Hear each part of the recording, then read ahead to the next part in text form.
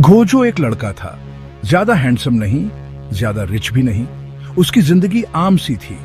उसका दिन स्कूल और होमवर्क में बीतता था। उसकी शामें फैमिली के साथ बीतती थी। उसके पिताजी बहुत मेहनत करते थे। वो गोजो को उसकी हर जरूरत की चीज देते थे। लेकिन गोजो कुछ और चाहता था। वो अपनी इस आम जिंदगी से आगे कुछ चाहता था। गोजो जादू की दुनिया के सपने देखता था। एक ऐसी दुनिया जहां वो स्पेशल हो, पावरफुल हो, जहां उसकी रिस्पेक्ट की जाए। किताबें उसकी दुनिया बन गई। फैंटेसी नॉवेल्स उसकी कल्पना से भर देती थी। वो हीरोज और जादुई क्रीचर्स की कहानियां पढ़ता रहता था। हर पेज उसे दूर देशों में ले जाती थी।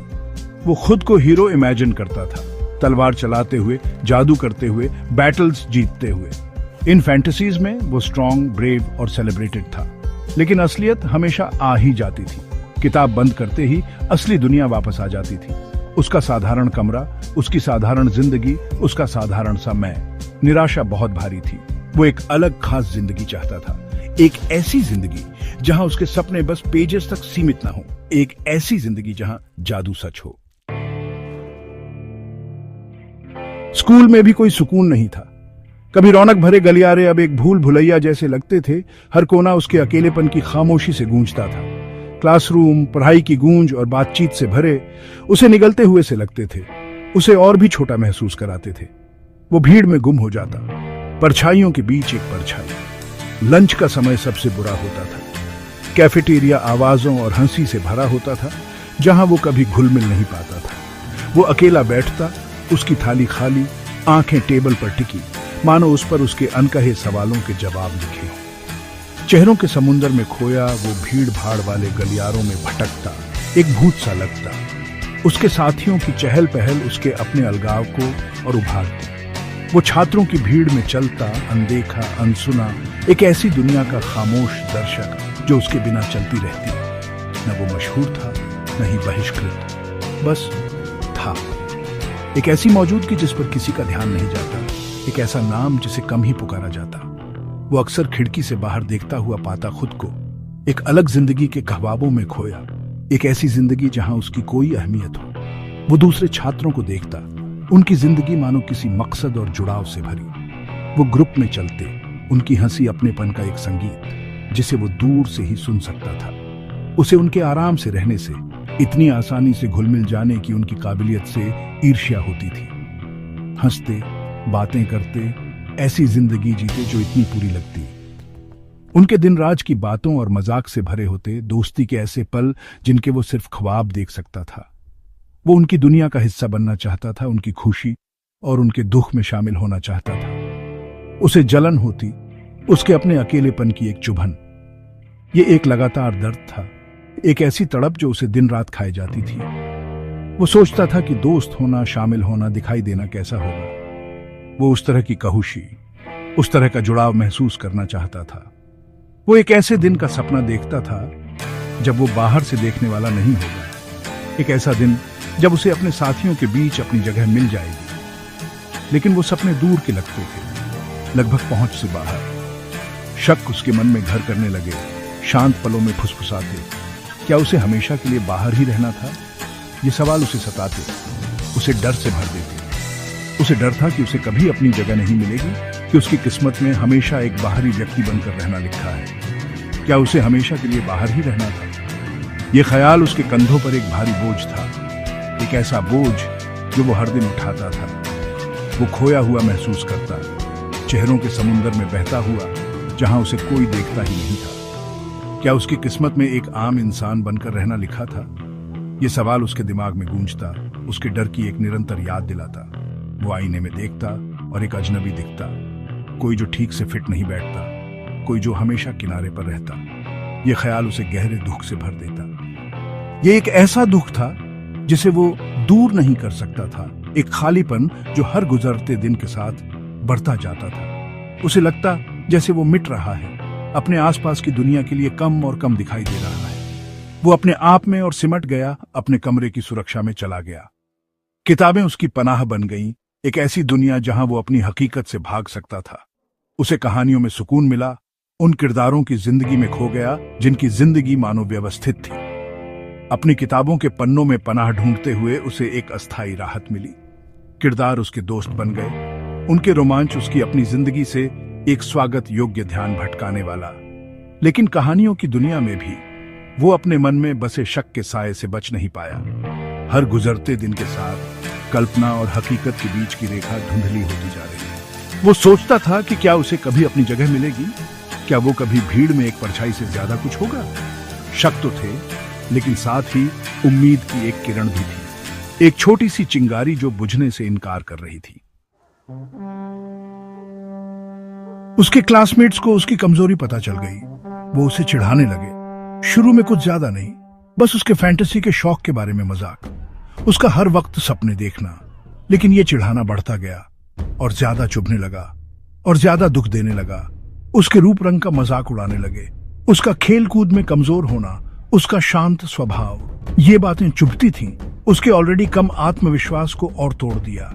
वो उनकी बातों पर यकीन करने लगा कि वो अजीब है, कि वो बेकार है, कि कोई उसे प्यार नहीं कर सकता। वो अपने आप में और सिमट गया। उसका एकमात्र सुकून था वो कहानियां जिनसे वो चिपका रहता था, कहानियां जो अब पहले से कहीं ज्यादा दूर लगती थीं। भाग 5, विस्पर्स ऑफ मैजिक। एक दिन सब कुछ बदल गया। वो स्कूल से घर जा रहा था, सर नीचे, खोया हुआ सा। उसने उस लड़की को पहले देखा ही नहीं। उसके बाल चांदी जैसे थे, आंखें बिल्कुल नीलम के पत्थर जैसी चमक रही थी।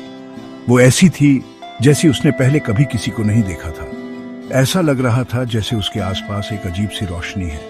वो रुक गया, जैसे जादू हो गया हो। उनकी नजरें मिली। एक पल के लिए मानो दुनिया रुक सी गई। फिर वो मुस्कुराई। उसकी मुस्कान ऐसी थी जो सबसे अंधेरी रात को भी रोशन कर सकती थी। एक मुस्कान जिसमें कुछ खास होने का वादा था। और उसी पल गोजो को आशा की एक किरण दिखाई दी। हेलो, उसने कहा। उसकी आवाज बिल्कुल विंड चाइम्स जैसी। ऐसा लगा जैसे उसकी आवाज अपने साथ शांति और सुकून लाई हो, जो उसके अंदर के तूफान से बिल्कुल अलग थी। उसका होना ऐसा था जैसे गर्मी में ठंडी हवा का झोंका, जो राहत और शांति दे रहा हो। मैं तुम्हारा इंतजार कर रही थी गोजो। उसकी बातें सादी थी, लेकिन उनमें एक दम था जिससे उसकी धड़कन रुक सी गई। ऐसा लग रहा था मानो वो उसका काब से इंतजार कर रही हो, जैसे उनकी मुलाकात कोई इत्तेफाक नहीं, बल्कि किस्मत से लिखी हो। वो उसे देखता रह गया, कुछ बोल नहीं पाया। उसके दिमाग में सवाल ही सवाल घूम रहे थे, हर सवाल पिछले से ज्यादा एजेड। ये लड़की कौन थी? उसे उसका नाम कैसे पता? और ऐसा क्यों लग रहा था जैसे वो उसे जन्म से जानता हो, हालांकि वो अभी माइल हाई थे। उसे उसका नाम कैसे पता चला? वो कौन थी? ये सवाल उसके दिमाग में घूमते रहे, एक कंफ्यूजन और क्यूरियोसिटी का भावनावर बना दिया। उसे उस लड़की से एक अजीब सा कनेक्शन महसूस हो रहा था, जिसे वो समझ तो नहीं पा रहा था, मगर इग्नोर भी नहीं कर पा रहा था। डरो मत, उसने प्यार से कहा, उसकी घबराहट को समझते हुए। मेरा नाम लूना है। उसकी आवाज सुकून देने वाली थी, जैसे उसके परेशान दिल के लिए कोई मरहम। ऐसा लग रहा था कि वो उसके डर और शक सब समझ रही है, और वो उन्हें इतनी नरमी से दूर कर रही थी कि घबराहट कम हो रही थी। और मैं तुम्हारी मदद करने आई हूं। उसकी मदद? ये बात बिल्कुल अजब लगी। वो तो एक आम लड़का था, एक आम जिंदगी जी रहा था। वो उसकी क्या मदद कर सकती थी? फिर भी उसकी आंखों में कुछ था, एक सच्चाई जिसने उसे उस पर भरोसा करने के लिए मजबूर कर दिया। लेकिन वो उसकी मदद कैसे कर सकती थी? वो तो बस गोजो था, एक आम साधारण गोजो। वो हमेशा खुद को भीड़ में एक एम चेहरा समझता था, कुछ खास नहीं, कुछ अलग नहीं। लेकिन लूना की बातों ने उसे अपनी इस सोच पर सवाल उठाने पर मजबूर कर दिया। मुझे पता है कि तुम्हें अभी विश्वास नहीं होगा, लूना ने कहा। उसकी आवाज नरम थी मगर पाकी। लेकिन तुम खास हो गोजो। उसकी बातें एक चिंगरी की तारा थीं, जिन्होंने उसके अंदर उम्मीद की एक किरण जगा दी। क्या ये सच हो सकता था? क्या वो सच में उससे ज्यादा कुछ हो सकता था जितना वो हमेशा से मानता आया था? लेकिन तुम खास हो गोजो। तुम्हारे अंदर एक रोशनी है, एक ताकत है जो बाहर आने का इंतजार कर रही है। उसका यकीन अटल था, और उसने उस खुद पर भरोसा करने के लिए प्रेरित किया, भले ही थोड़ा सा ही क्यों न हो। तुम्हें अपनी किस्मत को पूरा करना है। किस्मत, ये शब्द उसके दिमाग में गूंजता रहा, ऐसे मकसद का एहसास दिला रहा था जो उसने पहले कभी महसूस नहीं किया था। यह एक भयानक विचार था, लेकिन साथ ही उठे जग भी। क्या हो अगर वो सच में किसी बड़ी चीज के लिए बना हो? ये शब्द उसके दिमाग में गूंजता रहा। क्या ये मुमकिन था? क्या सच में उसकी किस्मत में कुछ और लिखा था? ये विचार डरावना भी था और रोमांचित भी। उसके मन को उम्मीद और हैरत से भर रहा था। क्या सच में उसकी किस्मत में कुछ और लिखा था? जैसे ही उसने लूना की आंखों में देखा, उसे अपने अंदर उम्मीद की एक चिंगारी महसूस हुई। हो सकता है शायद वो किसी अजीब चीज के लिए बना हो। और इसी विचार के साथ एक नई यात्रा शुरू हुई। लूना ने अपना राज खोला। वो एक जादूगरनी थी। जादू के लोक से भेजी गई वो उसे देख रही थी। उसके नेक दिल और रंगीन कल्पनाओं से खींची चली आई थी। उसने उसे अपना जादू दिखाया। झिलमिलाती रोशनियां पैदा करना, तत्वों पर नियंत्रण रखना, यहां तक कि एक घायल चिड़िया को छूकर ठीक कर देना। वो जो देखता रहा, उसकी आंखें हैरानी से फैली हुई।